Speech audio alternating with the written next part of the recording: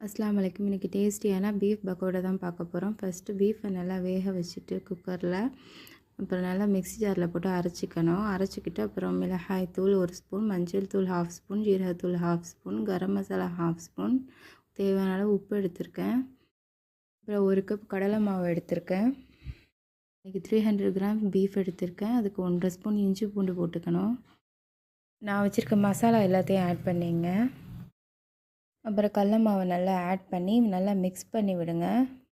நல்லா கையாலேயே நல்லா பிணைஞ்சி விட்டிங்கன்னா மிக்ஸ் ஆகிடும். பீஃபை வேக வைக்கக்குள்ளே 5 விசில் வச்சு எடுத்துங்க, அப்போ தான் நல்லா வேகும். அப்புறம் 1/2 ஸ்பூன் கர்டு ஆட் பண்ணிக்கிறேன். கலர் பவுட்ரு 1/2 ஸ்பூன் போட்டுக்கிறேன். உங்களுக்கு தேவைன்னா நீங்கள் கலர் பவுட்ரு யூஸ் பண்ணிங்க.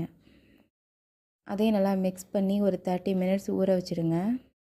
அப்புறம் ஒரு பேனில் வறுக்கிறதுக்கு தேவையான அளவு எண்ணெய் ஊற்றிக்கிட்டு அப்புறம் பீஃபை கொஞ்சம் கொஞ்சமாக எடுத்து அதில் போடுங்க. நம்ம அரைச்சி மிக்ஸ் பண்ணி வச்சுருக்க பீஃபை நல்லா கிறிஸ்பி ஆனதும் அடுப்பை ஆஃப் பண்ணிவிடுங்க. கூட ஆனியனோடு சாப்பிட்டிங்கன்னா செம்ம டேஸ்ட்டாக இருக்கும். ட்ரை பண்ணி பாருங்கள்.